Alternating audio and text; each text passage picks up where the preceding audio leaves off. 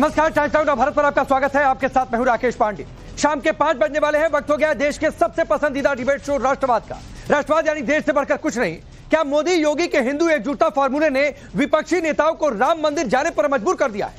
सवाल यह भी कि आखिरकार अवधेश प्रसाद ने रामलला के दर्शन किए, राहुल गांधी अखिलेश यादव कब करेंगे रामलला के दर्शन? और सबसे बड़ा सवाल यह है कि एकजुट हिंदू एकता का ट्रेलर चुनावी नतीजों में दिखा तो क्या विपक्ष की सियासत बदल रही है?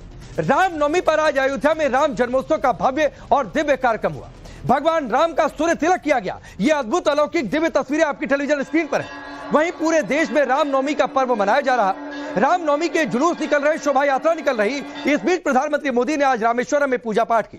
समाजवादी पार्टी के सांसद अवधेश प्रसाद भी इसी बीच आज रामलला के दर्शन करने अपने पूरे परिवार के साथ पहुंच गए। अवधेश प्रसाद रामलला की प्राण प्रतिष्ठा के 1.25 साल बाद मौका मिला उन्हें रामलला का दर्शन करने का। सांसद बनने के बाद कई बार सरजू आरती की, अयोध्या पहुंचे। मिल्कीपुर में चुनाव था, अपने बेटे के साथ नामांकन दाखिल करवाने जा रहे थे तो सभी मंदिर के दर्शन किए, लेकिन राम मंदिर नहीं गए। हनुमानगढ़ी भी गए थे, लेकिन रामलला नहीं पहुंचे। अब सवाल उठ रहे हैं कि आखिर आज अचानक ऐसा क्या हो गया कि अवधेश रामलला का दर्शन करने पहुंच गए। सवाल यह भी उठ रहा है कि जिस पार्टी ने रामलला प्राण प्रतिष्ठा का निमंत्रण ठुकरा दिया, सनातन को लेकर भरा बुला विपक्ष की ओर से कहा गया, तो क्या मोदी योगी के हिंदू एकजुटता के फॉर्मूले ने उन्हें राम मंदिर आने के लिए विवश कर दिया? सवाल कई हैं, करेंगे चर्चा, लेकिन पहले इस रिपोर्ट को देखिए।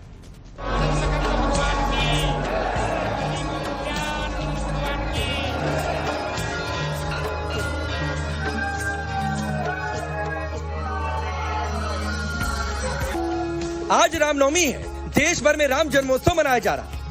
रामनवमी के जुलूस निकल रहे। अयोध्या में आज राम जन्मोत्सव के वक्त दोपहर 12 बजे सूर्य की किरणों से रामलला के ललाट पर तिलक किया गया। राम नाम की गूंज के साथ रामलला के मस्तक पर सूर्याभिषेक हुआ। वहीं प्रधानमंत्री मोदी ने रामेश्वरम में दर्शन पूजन किया तो सीएम योगी कन्याओं को भोजन कराते नजर आए। रामनवमी के मौके पर आज समाजवादी पार्टी के सांसद अवधेश प्रसाद ने भी पूरे परिवार के साथ रामलला के दर्शन किए। अवधेश प्रसाद ने रामलला के दर्शन के बाद कहा कि उन्होंने रामलला से देशवासियों के सुख समृद्धि की कामना की। आज प्रभु श्री राम का दर्शन किया, उनका मैंने दर्शन किया और उनसे प्रार्थना किया। प्रभु श्री राम के दर्शन में मैंने प्रार्थना किया कि सभी देशवासियों को, देवतुल्य सभी देशवासियों को सुख और समृद्धि और खुशहाली के लिए मैंने प्रार्थना की। रामलला की प्राण प्रतिष्ठा 22 जनवरी 2024 में हुई। तब से अभी तक करीब 1.25 साल हो गया। राम मंदिर से अवधेश प्रसाद का घर सिर्फ 40 किलोमीटर दूर है, लेकिन अवधेश प्रसाद आज तक रामलला का दर्शन करने नहीं गए। न ही प्राण प्रतिष्ठा के वक्त गए और न दीपावली के मौके पर हुए दीपोत्सव कार्यक्रम में गए। अब सवाल उठ रहे हैं, कभी राम के अस्तित्व पर सवाल उठाने वाले, कभी राम मंदिर प्राण प्रतिष्ठा पर सवाल उठाने वाले, कभी राम जन्मभूमि आंदोलन में गोली चलाने वाली पार्टी सपा के सांसद अवधेश प्रसाद के लिए आज ऐसा क्या हुआ कि अवधेश प्रसाद रामलला का दर्शन करने पहुंच गए?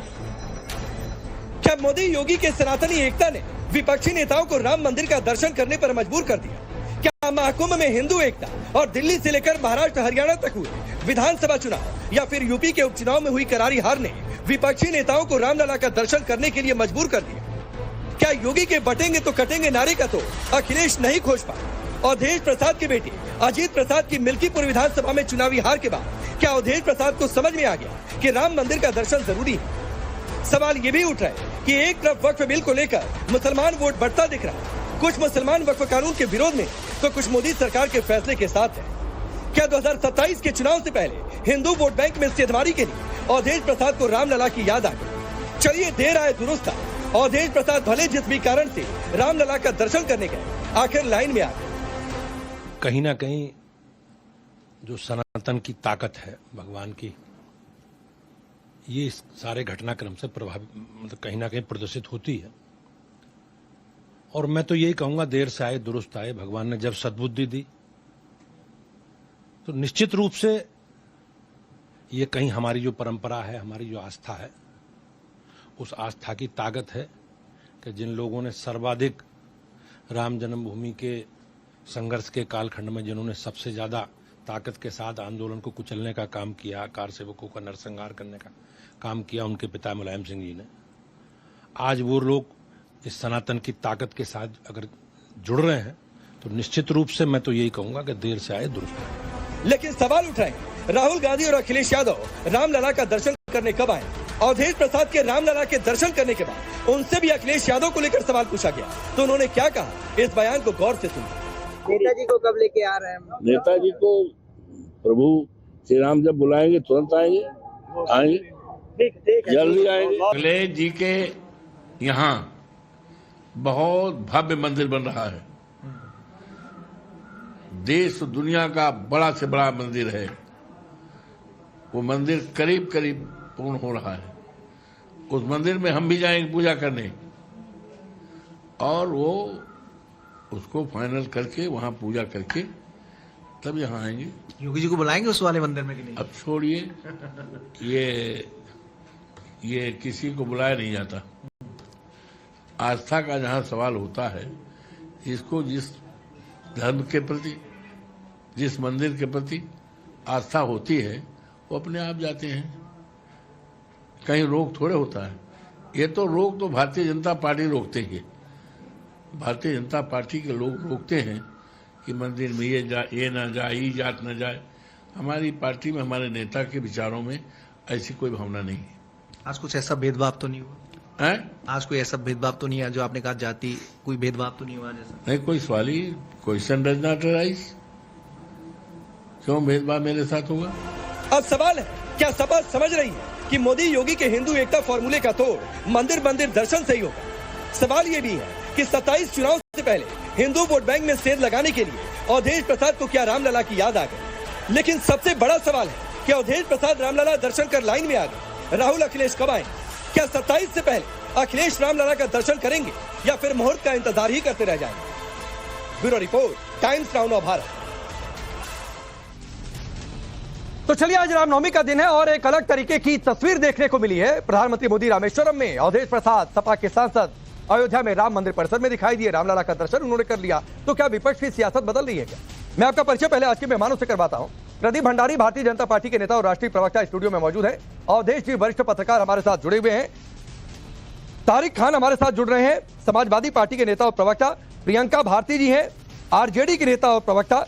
डॉक्टर सतीश प्रकाश आपसे थोड़ी देर में जुड़ेंगे पॉलिटिकल एनालिस्ट के तौर पर, और विजय कौशिक जुड़ेंगे कांग्रेस पार्टी के नेता। आप सभी का बहुत बहुत स्वागत है। लेकिन शुरुआत जाहिर सी बात है तारिक भाई आपसे करता हूं, ये बेकार नक्शे वाले मंदिर में कैसे पहुंच गए आपके सांसद आज? कौन से मंदिर में? बेकार नक्शे वाले मंदिर में। ये किसने बोला? आपको पता नहीं है क्या? नहीं, देखिए ऐसा है कि नहीं, पहले बताइए आपको पता है कि नहीं? नहीं, चलिए छोड़िए। कम से कम आपने 5 ऐसे शो किए होंगे जिसमें अवधेश साहब पे ये सवाल उठाया कि वो वहीं रहते हैं और नहीं गए। अब चले गए तो आपको उनकी तारीफ करनी चाहिए भाई। कम से कम 5 बार तो मुझे याद है आपने कहा कि आपके एमपी नहीं गए। मैंने कहा ठीक है जाएंगे। अब तो आज तो उनकी तारीफ कर दीजिए। तो मैंने बुराई कहाँ की? मैंने कहा क्या कि जाकर बुरा किया? कहिए कि अच्छा किया, गए। हाँ, तो मैं कह रहा हूँ कि अच्छा किया। तो बहुत देर आए, दुरुस्त भी आए, लेकिन बहुत देर कर दी साहब। करीब 10-11 महीना हो गया चुनाव जीते हुए। कब आए? 40 किलोमीटर दूर चलने में 10 महीना लगता है क्या? नहीं, कब आए इसका निर्णय शायद आप ही करेंगे और आप निर्देशित करेंगे कि उनको कब जाना था। तो आप एक चिट्ठी डलवा देते टाइम्स नाउ की तरफ से कि जाओ भैया अवधेश तुरंत दर्शन करके आओ। देखिए ये विषय नहीं, मैं चिट्ठी तो अभी डलवा रहा हूँ। क्या मैं अगर चिट्ठी डलवाने से आप लोग चले जाएंगे तो मैं अभी कहिए चिट्ठी डाल देता हूँ कि अखिलेश जी भी चले जाए, राहुल जी भी चले जाए। बिल्कुल, उस पे दिक्कत क्या है? निर्णय करेंगे, उस पे जाने वाला निर्णय हम करेंगे। जैसे मोदी जी वहां जाना है पाकिस्तान और बिरयानी खाना है, तो उसका निर्णय वो करते हैं। ऐसे ही कहाँ किसको कब। अच्छा छोड़िए ना, पहले सवाल पर आते हैं। खुद करें तारिक भाई, पहले सवाल पर आते हैं। ये बेकार नक्शे वाले मंदिर में जाने का ख्याल कैसे आया? नहीं, बेकार नक्शे वाला मंदिर नहीं, मंदिर राम मंदिर वहां बना है। बेकार नक्शे वाला कहिए तो कोट करूंगा। वो नहीं, बेकार नक्शे वाला राम मंदिर जाने का ख्याल कैसे आया? कौन सी मजबूरी सामने आ गई?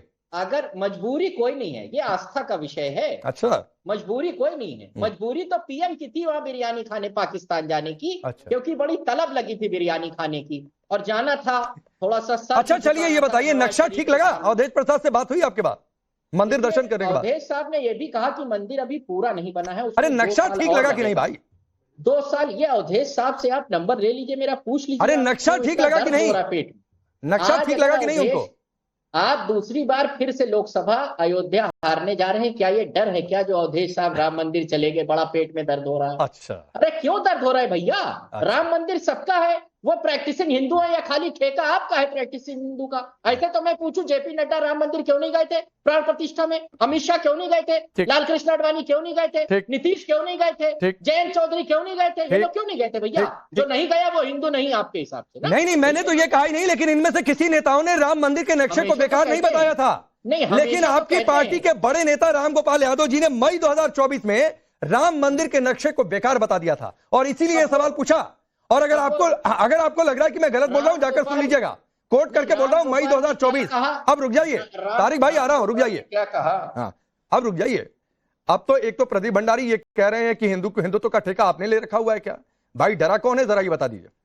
पहले तो आज रामनवमी का पावन दिन है। आपके सभी दर्शकों को मेरी तरफ से जय श्री राम, तारिक खान को भी जय श्री राम, और प्रियंका भारती को भी स्पेशली जय श्री राम। देखिए, मैं कहना चाहता हूं, आपने बोला कि क्या ऐसा परिवर्तन आया जिस परिवर्तन के कारण वो गए। भाई, जब सुपुत्र इनका मिल्कीपुर से 70,000 वोटों से हारा, तब मन के अंदर ये समझ में आया, अरे सनातन एकता हो चुकी है, पुत्र की भी जमीन खिसक चुकी है। तब समझ में आया कि जिस तरह की प्रभु श्री राम के शरण में आना पड़ेगा। पर आज मुझे एक वक्तव्य याद आता है, और ये सुंदरकांड का वक्तव्य है, और सुंदरकांड की एक लाइन में कोट करना चाहता हूं। प्रियंका भारती को तो पता है नहीं, पर तब भी मैं बताऊंगा। रामम भजस्व राजेंद्र शरणम भव राघवत। जब हनुमान जी गए थे रावण के पास में, तो रावण को कहा था, अभी भी समय है रावण, प्रभु श्री राम के चरणों में आ जाओ, भक्ति प्रभु श्री राम की स्वीकार लो। रावण नहीं माना, लंका ढह गई। सप्पाइयों, अभी भी समय है कि देश के सामने माफी मांगो। कार सेवकों पे गोली चलाई, प्रभु श्री राम के का अपमान करा, अभी भी देश से माफी मांग के राम भक्ति को स्वीकार कर लो। राजनीति होती रहेगी, कभी कुछ सीट तुम जीतोगे, कभी कुछ सीट हम जीतेंगे। प्रभु श्री राम सनातन संस्कृति के धरोहर है। नहीं मानोगे तो इनकी धारणा वही होगी जो इनकी 2029। आपने प्रदीप भाई इतनी बार प्रियंका भारती जी का नाम ले लिया, तो एक मिनट थोड़ा समय दे दीजिए प्रियंका जी, क्योंकि तारिक खान से एक सवाल और है। नहीं, रुकिए, ये जय श्री राम कौन बोलेगा नहीं बोलेगा वो मैं पूछ रहा हूं, अगर वो राम भक्ति में विश्वास रखती है, ठीक है, ये उनकी इच्छा होगी। नेता ने तो रामचरितमानस को जला दिया था, शिवान, इनके नेताओं ने। ठीक है, अभी उधर जाऊंगा तो आप काउंटर करिएगा। अभी प्रियंका जी के पास जाने में 1 मिनट का समय है, लेकिन तारिक खान उससे पहले सवाल है। मिल्कीपुर का नॉमिनेशन हो रहा था, अवधेश प्रसाद अपने बेटे के साथ सारे मंदिर गए, राम मंदिर को छोड़कर हनुमानगढ़ी, सरजू आरती सब उन्होंने किया। तो भाई ये डर है कि हार गए, क्या श्राप मिल गया? क्योंकि आपने पहली बार नैरेटिव खूब गढ़ा गया था श्राप वाला बीजेपी के लिए। नंबर 1 सवाल। दूसरे नंबर का सवाल है कि 27 की रेस है, हिंदू एकजुटता का कार्ड तो खोज नहीं पाए। तमाम पोस्टर बटेंगे तो कटेंगे के जवाब में करीब 1 दर्जन पोस्टर आपकी पार्टी के नेताओं ने डाल दिया, कुछ नहीं हुआ। ना महाराष्ट्र में कुछ हुआ, ना दिल्ली में हुआ, ना हरियाणा में हुआ, ना यूपी में उपचुनाव में हुआ। तो लग रहा है कि 27 की रेस में भाई ये तो खेल उल्टा पड़ गया है, तो कहीं से कुछ तो बचाओ। मुझे आज आप लोगों के नैरेटिव पे हंसी आती। अच्छा, न जाए तो पीछे पड़े रहेंगे, नहीं गए, राम में आस्था नहीं है, राम के विरोधी।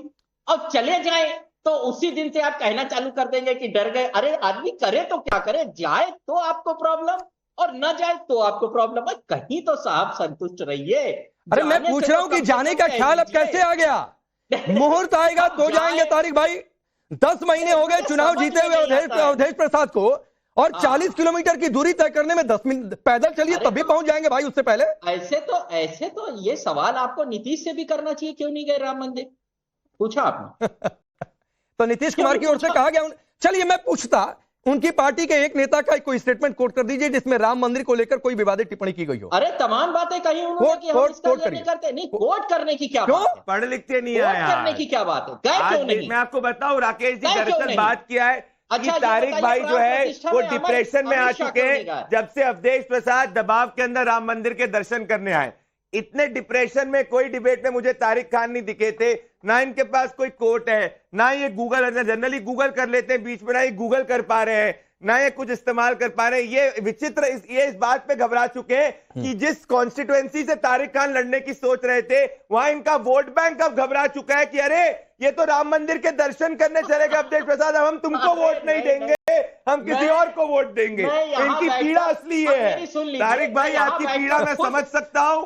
आपकी पीड़ा वही है जो सर सफाई की पीड़ा है, और उस पीड़ा के कारण अभी तक अखिलेश यादव दर्शन अच्छा सुन करने लीजिए, नहीं गए। सुन लीजिए, इतना आपने बोला, सुन लीजिए तारिक खान को, बोलिए। अब देखिए, राम मंदिर अखिलेश यादव साहब खुद जाएंगे, किसी का कोई एजेंडा नहीं, मेरा पर्सनल कोई वो नहीं है। अच्छा, दूसरी बात, जाएंगे, लेकिन अब आप डेट पूछ रहे हैं तो भाई उन्हीं से पूछना पड़ेगा। पॉइंट नंबर 1, आपने लगातार सवाल उठाया, अयोध्या नहीं गए, नहीं गए, चले गए। हाँ। अब आप खुश भी नहीं है, आपके भी पेट में दर्द हो रहा है, चले गए, क्योंकि अगला अयोध्या आप फिर से हारने जा रहे हैं, क्योंकि वो वहां चले गए। नहीं जा रहे थे तो वोट रुक रहा था, शायद इसी वजह से हारे होंगे। वो वाला चुनाव विधानसभा वाला, अब अगला लोकसभा जीत जाएंगे। हाँ। अब मैं कह रहा हूँ, अखिलेश यादव साहब इटावा में बहुत बड़ा मंदिर बना, हाँ। तो सब लोग चलिए वहां पर, हम न्योता भी देंगे। ऐसा क्या है कि अगर नीतीश कुमार जी ने प्रधानमंत्री नरेंद्र मोदी को धन्यवाद किया था प्रभु श्री राम के मंदिर को बनने के लिए सितंबर 23, 2024 को। अरे तो जरा आए अखिलेश क्यों नहीं यादव का थे? स्टेटमेंट दिखा दीजिए मान्यवर। क्यों नहीं थे? अरे क्यों मान्यवर, नहीं थे? सब और गए, सब तो कर जाते अमित शाह जी आकर। से लेके सब गए। अरे तो आप मुझे जरा पूछते उनका हैं, एक स्टेटमेंट दिखा अखिलेश जी दीजिए। को पूछते अच्छा हैं, चलिए अखिलेश चलिए, मैं थोड़ा सा इसको विराम देता आज मुझे हूं, थोड़ा पता सा है विराम आज देता ये हूं, आगे घबराए बढ़ाता हूं हुए। डिबेट को। अब प्रियंका भारती जी, आ रहा हूं आपके पास। आप देखिए, दिल्ली, महाराष्ट्र, हरियाणा, ये 3 जगहों पर चुनावी नतीजे क्या हुए। इसके बाद चुनाव है बड़ा बिहार का, तो जाहिर सी बात है बिहार पर सबकी नजरें हैं, होनी भी चाहिए। अब देखिए, क्या आप लोगों के मन में कोई दुविधा तो नहीं चल रही है, क्योंकि आप लोगों के गठबंधन के साथ ही अभी तक राम मंदिर नहीं जाएंगे, नहीं जाएंगे, नहीं जाएंगे, मुहूर्त आएगा तो जाएंगे, तो जाएंगे। मुहूर्त अवधेश जी का आ गया, अखिलेश जी, राहुल जी का कब आएगा भगवान जाने। आपकी पार्टी के भी कई नेताओं ने कई टिप्पणियां की है, मैं उस पर नहीं आऊंगा, लेकिन आप बताइए, कहीं हिंदू एकजुटता से डरे तो नहीं। और यह सवाल, इसमें एक और चीज ऐड कर देता हूं, सवाल थोड़ा लंबा हो रहा है, जवाब के लिए भरपूर समय दूंगा। और उसमें सवाल एक और है, क्योंकि यह पूरी कवायद चल रही है कि वक्फ पर तो मुसलमान बटे हुए हैं, तो भाई इसमें तो बंटवारा हो गया, कुछ मोदी के साथ चले गए, कुछ इधर चले आए, तो कहीं हिंदुओं को कुछ जोड़ लिया जाए। सबसे पहले इनका फेवरेट शब्द है बांटना। हिस्टोरिकली, ऐतिहासिक तौर पर हमको तो बांटवे न किए हैं, जातियों में, उपजातियों में, मतलब कहीं तो हमको छोड़े नहीं है, ऊपर नीचे, मुख से, पैर से, कहां से इन लोगों ने पैदा किया। अब रही बात अवधेश जी की, तो अवधेश जी वहां इसीलिए गए मंदिर में ना, क्योंकि संविधान है, वरना 3000 साल से हमारे लिए फाटक बंद था। अब सवाल ये नहीं है कि वो टाइमलाइन आप ट्रेस कर रहे हैं कि कितने समय में पहुंचे, सवाल ये है कि जब वो चुने हुए अयोध्या नरेश हैं, तो उनको आखिर दीपोत्सव में क्यों नहीं बुलाया गया? क्योंकि वो दलित थे, इसलिए नहीं बुलाया गया। मंदिर कहीं तरह से छुआ जाता उनके जाने से, ये इनके भीतर कुंठा थी, इसलिए उनको नहीं बुलाया गया। चुने हुए सांसद थे ना। सवाल तो ये है कि उनको ट्रस्टी में कब जोड़ रहे हैं, कब राम मंदिर के ट्रस्ट में वहीं के सांसद को, अयोध्या नरेश को कब जोड़ा जा रहा है? सवाल तो ये है। आप पूछते हैं मेरे नेता के बारे में, मेरे नेता क्यों नहीं गए? तेजस्वी प्रसाद यादव कहां जा रहे हैं? वो दलितों, पिछड़ों, मैंने पूछा ही नहीं अभी कि तेजस्वी यादव नहीं गए, क्या गए, मैंने तो पूछा ही नहीं प्रियंका जी। नहीं, आपने कहा कि आपके पार्टी के लोग इस चिंता में तो नहीं है। हाँ, ये मैंने पूछा। और नहीं, तो ये सवाल क्यों पूछा बात कर रहे हैं प्रियंका जी, 30 सेकंड दीजिए, ये सवाल क्यों पूछा ये भी बताऊंगा, लेकिन 2 बातें आपने अपनी बातों में कही। 3000 साल से फाटक बंद था, 1 साल हुआ बना, 1 साल हुआ राम मंदिर को बने हुए, और उससे पहले 500 सालों तक किसने राम मंदिर नहीं बनने दिया, और कौन राम मंदिर आंदोलन के आड़े आकर खड़ा हो गया था, ये आपको अच्छे तरीके से पता है। ऑफेंस लूंगा मैं, इन्होंने अयोध्या नरेश बोला। अयोध्या के राजा सिर्फ एक है, प्रभु श्री राम है। हिंदू विरोधी आरजेडी सुन लो ना, कोई भी पार्टी का नेता अयोध्या नरेश हो सकता है, सिर्फ प्रभु श्री राम हो सकते हैं। समझे? जय श्री राम बोलूंगा 3 बार, पढ़ लिख के आया करो प्रियंका भारती। इन्होंने प्रभु श्री राम का अपमान किया, राम ठीक है, ठीक है, आपकी बात नोटिस हुई, प्रियंका जी की बात पूरी होने दीजिए। जय भीम, जय संविधान, जय मंडल, जय संविधान। अरे सुनिए प्रियंका जी, मैं आपको समय दे रहा हूं। प्रियंका जी ठीक है, जय संविधान, और उसी जय संविधान में प्रभु श्री राम के दरबार की तस्वीर भी है, तो जय श्री राम भी बोलना चाहिए। अब चलिए, मैं आपको फिर से सवाल दोहराता हूं, ठीक है, मैं जय संविधान और जय श्री राम भी बोल रहा हूं, मैं दोनों बातें बोल रहा हूं। प्रियंका जी, मैं फिर से सवाल दोहरा रहा हूं, और क्यों मैंने पूछा था। जगदानंद सिंह ने जनवरी 2023 में, मैं गलत हूं तो कोट करिएगा, उन्होंने कहा था राम मंदिर नफरत की जमीन पर बनाया जा रहा है, ये उनको कोट कर रहा हूं। शिवानंद तिवारी जनवरी 2024, तब संभवतः वो उपाध्यक्ष के पद पर थे, अयोध्या में नरेंद्र मोदी भगवान श्री राम से ज्यादा दिखाई दे रहे हैं। चलिए, तो पॉलिटिकल एलिगेशन, लेकिन उसके जरिए हिंदुत्व का एजेंडा चलाया जा रहा है, तो ये सीधी सी बातें हैं। नफरत की जमीन पर कोई कह रहा था नक्शा बेकार है, आज चले गए तो सियासत बदल गई है। देखिए, अब सारे में किनको लेकर के आ रहे हैं कि हिंदुओं को हम एकजुट करना चाह रहे हैं। आप यही कह रहे हैं ना कि मंदिर के नाम पर, राम के नाम पर भाजपा हिंदुओं का एकाकीकरण कर रही है, उनको एकजुट कर रही है। ज्यादा दूर नहीं जाते हैं, एकदम पास में रहते हैं। नरेंद्र मोदी जी देश के प्रधानमंत्री हैं, उनके पास चलते हैं। चलिए, उनका हम पूरा ऊपर से नीचे एनालिसिस करते हैं। पीएम नरेंद्र मोदी के करीबी कौन कौन? उनकी पर्सनल सेक्रेटरी निधि तिवारी, प्रमोद कुमार मिश्रा प्रधान सचिव, शक्तिकांत दास प्रधान सचिव, Ajit Doval NSA, TV Somnath cabinet सचिव, अमित खरे सलाहकार, तरुण कपूर सलाहकार, अरविंद श्रीवास्तव एडिशनल सचिव PMO, आतिश चंद्रा एडिशनल सचिव PMO, दीपक मित्तल ज्वाइंट सेक्रेटरी PMO। कितने दलित, कितने आदिवासी, कितने OBC, कितने शूद्र, कहाँ गए हम लोग? PM के पूरे जोन के आसपास लोग घूमते हैं, घूमने तक नहीं दलितों को देते हैं। अच्छा सर, आप इतना दलित कह रही हैं प्रियंका जी, आपको चुनाव के लिए शुभकामनाएं हैं। और एक स्थिति की कल्पना करिए कि बिहार में आप लोग चुनाव जीत जाते हैं, तो तेजस्वी यादव क्या अपनी जगह किसी दलित को CM बना देंगे? हम इसीलिए तो आप पूछ रहे थे तेजस्वी यादव जी के बारे में ही बोल रही थी। नहीं, मैं पूछ रहा हूँ तेजस्वी यादव अपनी जगह किसी दलित वर्ग से किसी को CM बना देंगे? तेजस्वी यादव जी किस नीति पे चल रहे हैं? वो कर्पूरी जगदेव लोहिया की नीति मैं पूछ रहा हूँ अपनी जगह किसी और को CM बना देंगे? किसी दलित समुदाय के किसी नेता को CM बना देंगे? उसी का जवाब दे रही हूँ। तेजस्वी जी जातिगत जनगणना करवाते हुए किस बात का प्रण लिए थे? वही बात है, जितनी संख्या भारी उसकी उतनी हिस्सेदारी। तो जिसकी जितनी संख्या होगी सत्ता में उतनी ही हिस्सेदारी मिलेगी। तो मतलब दलितों की इतनी हिस्सेदारी बिहार में नहीं है कि वो CM की कुर्सी पर बैठ पाए? तो जिनकी संख्या सबसे ज्यादा होगी उनको उस हिसाब से रिप्रेजेंटेशन मिलेगा। ऐसा नहीं होगा कि 5% मुट्ठी भर। ठीक है, मुझे पता है, बहुत होशियारी से आप राम मंदिर के डिबेट को और हिंदुत्व एकता ने क्या जातीय सियासत को बदल दिया है, इस पर इसको लेकर आप कहीं और शिफ्ट करना चाहती हैं। प्रदीप भंडारी बोलिए। राकेश जी, मैं वापस से बोलूंगा जय श्री राम। मैं बोलता हूँ जय संविधान, मैं बोलता हूँ जय श्री राम। अगर ये फर्जी सेक्युलर, अगर इस शो में 40 मिनट का आपका शो है, एक बार जय श्री राम नहीं बोल सकते। अगर ये सच में सेक्युलर है और दलित प्रेमी है, भाई हमने हमारे राज्य में तो दलित जो है वो राष्ट्रपति भी बने, हमारे राज्य में आदिवासी भी राष्ट्रपति बने। अगर क्या लालू प्रसाद यादव के बेटे के अलावा क्या RJD इस चुनाव में दलित को मुख्यमंत्री घोषित कर सकती है? क्या RJD ने कभी दलित को डिप्यूटी CM या CM बनाया है? क्या ये लेडी जो बैठी पड़ी है कभी भी RJD के अध्यक्ष बन सकती है? RJD के अध्यक्ष का नाम है जगदानंद सिंह। क्या बात कर रहे हैं लोग? इनको चिढ़ है सनातन एकता से, क्योंकि इन लोगों ने रामायण को कूड़ा कचरा बोला था शिवानंद तिवारी ने, रीतलाल यादव ने रामचरितमानस को बकवास कहा था, चंद्रशेखर यादव ने रामायण को पूरा कूड़ा कचरा बोला था। तो जो पार्टी घृणा करती है हिंदुओं से, और तेजस्वी यादव तो कह ही चुके कि हमसे ज्यादा मुसलमानों का कोई कर सकता है क्या? तो ये घबराए हुए वक्त के बाद देखिए मुसलमान वोट भी इनके साथ। सावित्री, जय ज्योतिबा। अरे ये तो सब कह रहे हैं। अरे जय ज्योतिबा बोलता हूँ, चलो बोलो जय श्री राम। मैं बोलता हूँ जय ज्योतिबा फूले, बोलो जय श्री राम। जय जगदेव, अब बोलो जय श्री राम, बोलो ना जय ज्योतिबा फूले। मैंने बोला बोलो जय श्री राम, बोलो। नहीं, अच्छा मैं आगे बढ़ता हूँ।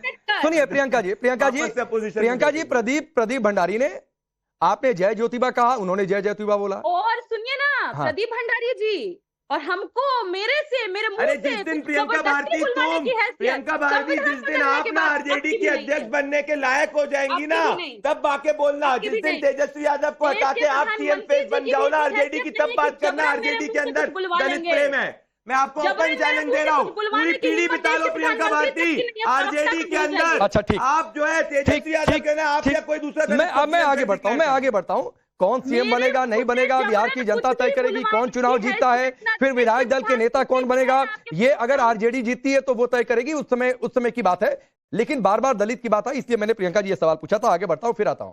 विजय कौशिक जी, सनातन को लेकर पता नहीं क्या कहा गया है। आपकी पार्टी के नेताओं ने तो कई सारे स्टेटमेंट है। राम मंदिर तो गलती से पता नहीं सही से कहा, क्या कहा, एफिडेविट बदलना पड़ा था, काल्पनिक। आज देखिए ये पूरी सियासत 360 बदल गई है।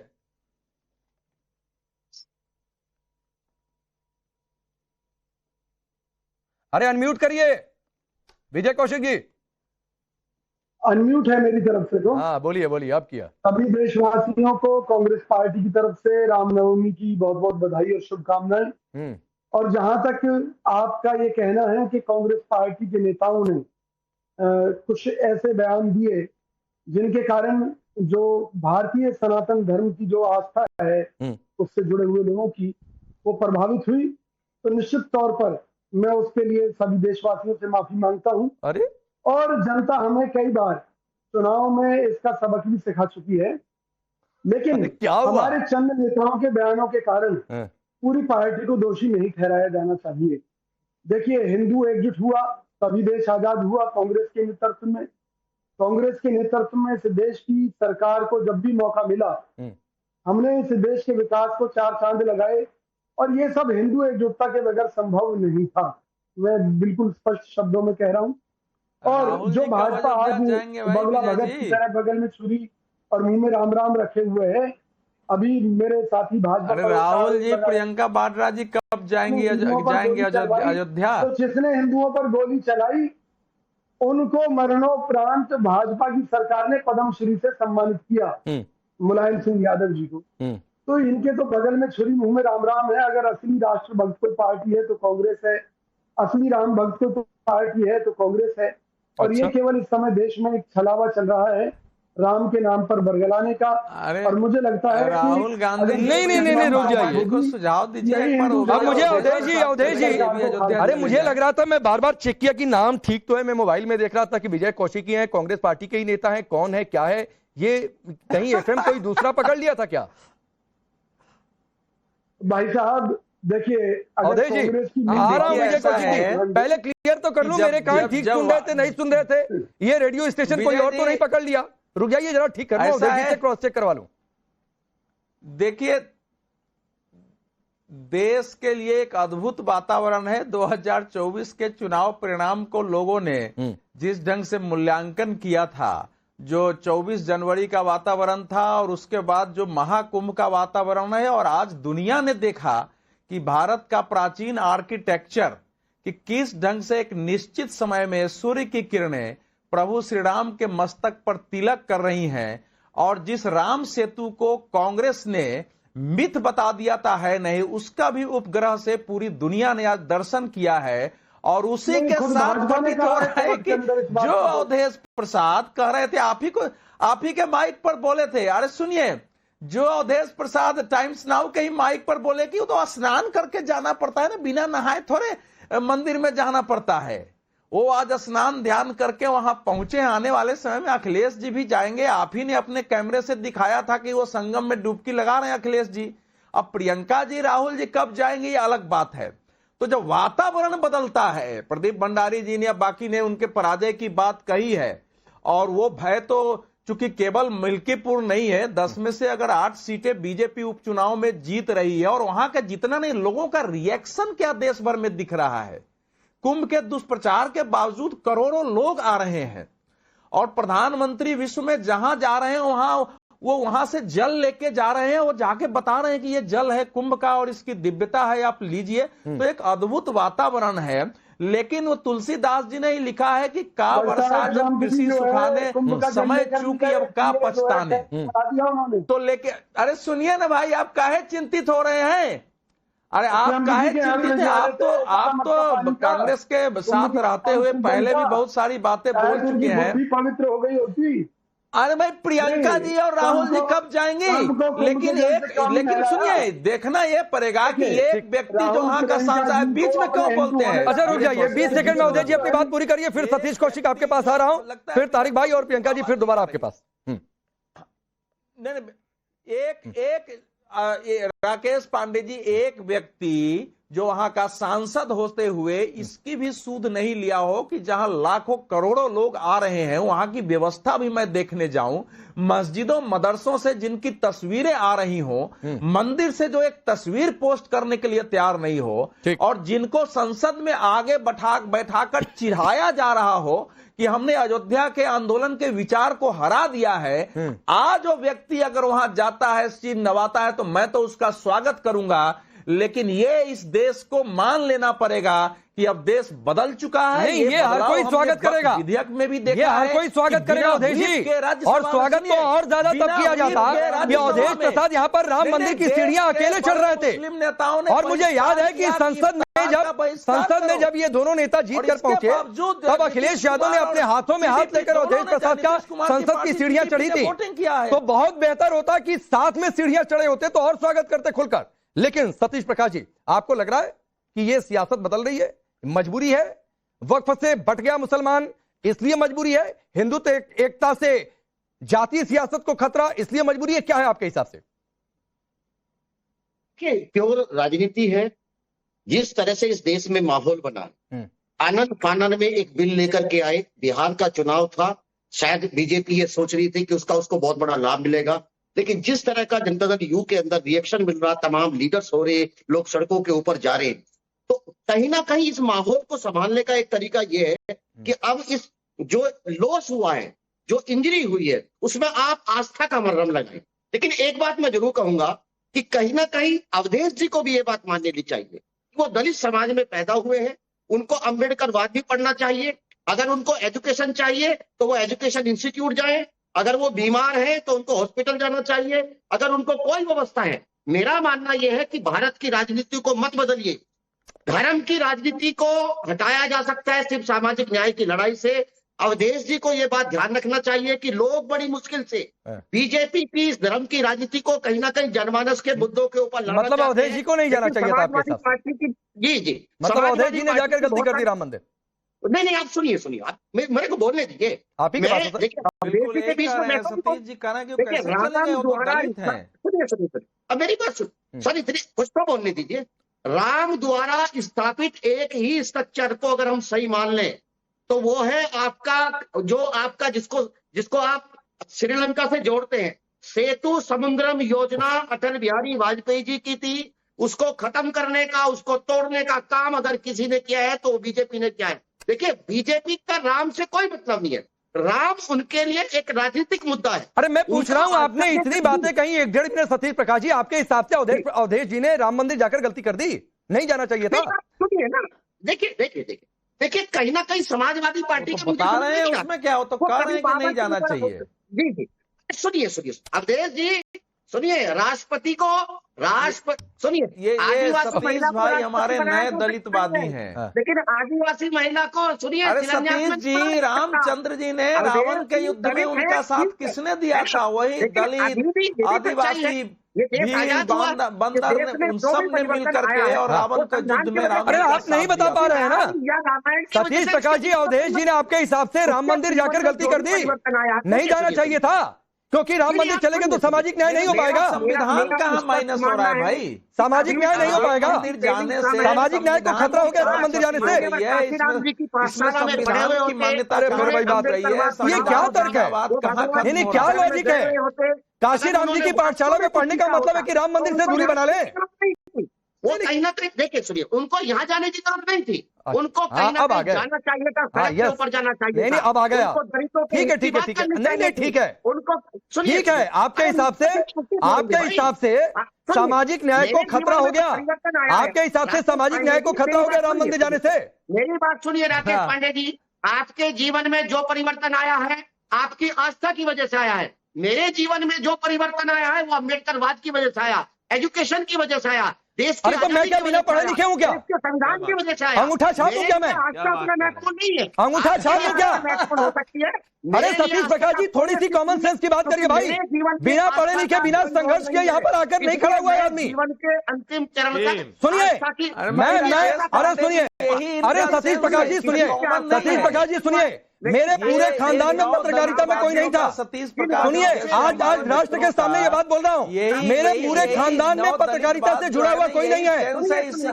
आई बात समझ में? सोने का चम्मच, चांदी का चम्मच लेकर मैं पैदा नहीं हुआ कि आया और मेरे लिए मंच सजा कर रखा हुआ था कि आ जाओ और 5 का शो करो। हो चुका, तो मैं ये बात कर रहा हूँ, दलित को अपनी बात कहने का अधिकार है। तो कहिए ना सर। हाँ तो कहिए, लेकिन प्रदीप भंडारी जी, नहीं, भावनाओं की बात नहीं है, भावनाओं की बात नहीं है। संघर्षों से इंसान आगे बढ़ता है। तो रुक जाइए प्रदीप भंडारी जी, सामाजिक न्याय को खतरा हो गया क्योंकि राम मंदिर चलेगा। उदेश प्रसाद, मैं कह रहा हूँ, इनको ये अंबेडकर जी को कोट कर रहे थे, इनको मैं एक बाबा साहेब अंबेडकर की किताब दूंगा, थॉट्स ऑफ पाकिस्तान, जरा इसके बारे में कुछ मेरा बोल दे तो मैं मान जाऊं। इनको यही नहीं पता कि प्रभु श्री राम की मंदिर की पहली ब्रिक, पहली ईंट एक दलित कामेश्वर चौपाल ने लगाई थी, पर ये नहीं जानेंगे। मैं आपको एक बात बड़ी कहना चाहता हूँ राकेश जी, आज ये सब इसी बात से घबराए हुए हैं कि 11 साल तक प्रभु श्री राम को अपना आदर्श मानने वाली सरकार है, जिसने आर्टिकल 370 एब्रोगेट कर दिया, जिसके निर्देश से प्रभु श्री राम का मंदिर बन चुका है, जिसने वक्फ अमेंडमेंट बिल लागू कर दिया है, जिसके अंदर उत्तराखंड में यूसीसी लागू हो चुका है और जिसने इमिग्रेशन बिल लागू करा है, और ये सरकार जो है जो सीए को भी लागू कर चुकी है, सबका तुष्टीकरण फ्लॉप हो चुका है। मैं वापस से कहूंगा, मैंने आपके शो पे राकेश जी जय श्री राम बोला, जय बाबा साहब भीमराव अम्बेडकर बोला, जय ज्योतिबा फूले बोला, परंतु ये सेक्युलरवादी जो अपने आप को हिंदू कहते हैं, प्रभु श्री राम के दिन पर भी जय सिया राम या जय श्री राम नहीं बोल सकते। और ये आरजेडी की प्रवक्ता का एक और फेक न्यूज, क्या आपको पता है लालू प्रसाद यादव के प्राइवेट सेक्रेटरी का नाम, लालू प्रसाद यादव के प्राइवेट सेक्रेटरी का नाम जब उनने चारा घोटाला किया था मुकुल कपूर था। नहीं चाहते लालू प्रसाद यादव ने कभी भी एक दलित को अपना प्राइवेट सेक्रेटरी तक नहीं बनाया। ये इनकी सच्चाई। ये कहां सेक्रेटरी आप लोग खेलने लगे? नहीं, पर मैं इनको एक्सपोज करना चाहता हूँ। ये अच्छा पढ़ लिख ठीक के है, नहीं आते। ये कहां प्रियंका जी ने प्रभु शुरू किया? भंडारी जी आप ही आगे सेक्रेटरी पर। प्रियंका जी जवाब दीजिए, फिर मैं तारिक खान आपके पास आता हूं। मैं एक सवाल ऐड कर देता हूं कि जो बातें सतीश प्रकाश ने कही, राम मंदिर जाने से क्या सामाजिक न्याय को खतरा है? लालू जी पर टिप्पणी करते हैं, महावीर मंदिर में बनाए थे सबसे पहले रमई राम दलित को बिठाने वाले लालू बोलो, लालू प्रियंका यादव भारती थे। जय श्री राम। और रही और आगे आपकी बात पटना के टीएम सबसे पहले दलित लालू जी बनाए। माता सीता प्रभु श्री राम आपको थोड़ी सद्बुद्धि दे देंगे। एक मिनट नहीं, बीच में नहीं। प्रियंका जी अपनी बात पूरी करिए। जी, मैं ये कह रही हूँ कि बार बार ये कह रहे हैं कि हिंदू का एकीकरण हो रहा है, इससे सामाजिक न्याय की राजनीति को खतरा है। कतई नहीं, क्योंकि हम अब मतलब मुझे प्रदीप भंडारी जी से ये पूछना है, ओबीसी मतलब पिछड़े अति पिछड़े हिंदू हैं कि नहीं है? मानते हैं? देश का प्रधानमंत्री कौन से समाज से आता है? ओबीसी अति पिछड़े हिंदू हैं कि नहीं है? मानते हैं? प्रधानमंत्री कौन से समाज से आता है? अब सुनिए, नहीं आप बताइए ना, आपने ओबीसी का जिक्र किया, देश के प्रधानमंत्री कौन से समाज से आते हैं? यही कहा उन्होंने, वही कहा उन्होंने, वही कह रही है। वही कह रही है ही नहीं, उनका छोड़। हाँ वही कह रही है प्रियंका भारती, वही कह रही है। देश में कोई जाति ही नहीं है और फिर खुद को कहते हैं कि हम पिछड़े हैं, तो कंफ्यूजन के मारे हैं, उनको छोड़ दीजिए। अब रही बात उत्तर प्रदेश, क्या बोल रहे हैं आप? कंफ्यूजन के मारे क्या बोला आपने प्रधानमंत्री जी पे? प्रियंका भारती, आप अपनी बात को तथ्य के आधार पर रखिए। देश के पहले ओबीसी प्रधानमंत्री है जो तीसरी बार अपनी टर्म को पूरा करने वाले और कंप्लीट करेंगे। अधिकार मिल गया है, उनको अधिकार मिल गया है कि प्रवक्ता को भेज के दलित पिछड़ों को गाली दिलवाएंगे। अरे कौन से दलित पिछड़ों को गाली दिलाइए? कौन से दिलाइए? कोट करिए। एक मिनट मैं आ रहा हूं बीच में। प्रदीप जी रुकिए, नहीं ऐसे नहीं। प्रदीप भंडारी जी रुक जाइए प्लीज रुकिए। प्रियंका जी अपनी बात पूरी करिए।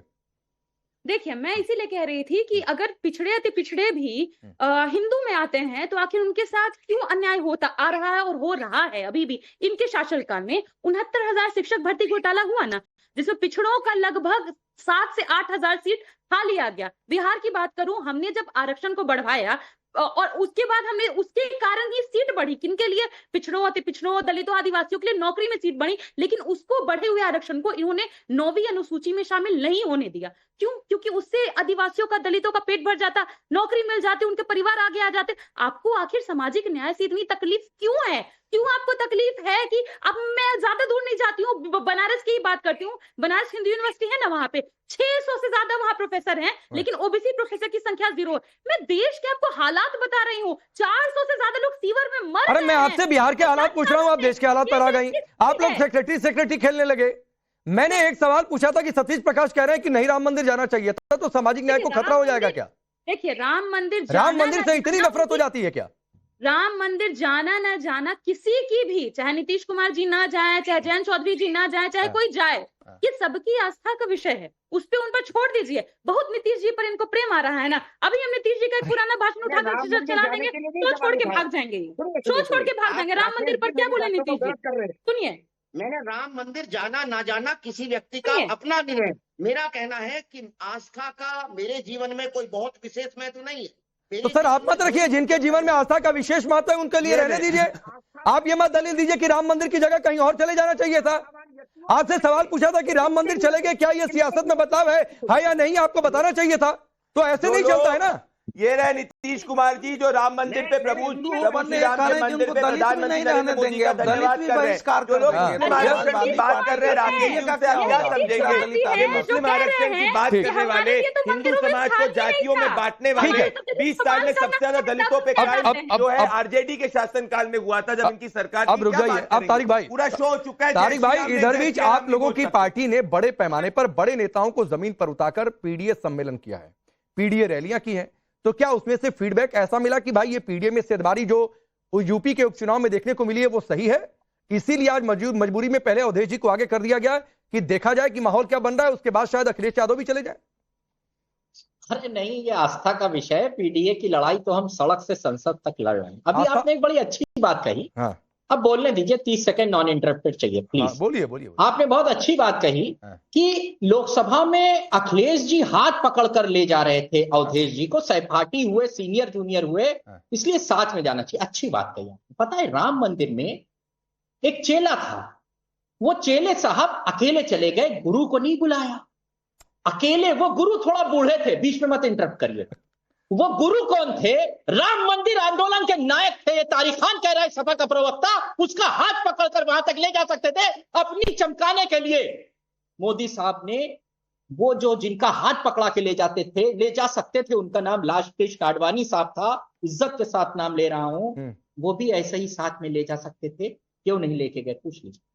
बोलिए प्रदीप भंडारी। मैं कहा बीच में? मैं क्या कहूं, जो लोग, चलिए आज कम से कम हिंदू विरोधी तारिक खान की तरफ से ये तो स्वीकार हो रहा है कि भाई प्रभु श्री राम के नायक जो थे, प्रभु श्री राम जो है वो सच्चाई है। उन्हीं लाल कृष्ण आडवाणी जी के खिलाफ जब रथ यात्रा रोका था, इन्होंने, इनकी पार्टी ने रोका था। मैं आज आपसे इनसे कह रहा हूं, भाई क्या आप प्रभु श्री राम को स्वीकारते हो? क्या आपकी पार्टी प्रभु श्री राम को स्वीकारती है? पीडीए क्या है? पीडीए क्या है? बंद करो। अरे पीडीए यही है ना, हिंदू समाज को बांटने की बात। क्या कहा था आपके लोगों ने कि राम मंदिर बेकार है? क्या राम मंदिर का नक्शा सही नहीं बना है? क्या कहा था अखिलेश यादव अभी तक प्रभु श्री राम के दर्शन करने गए?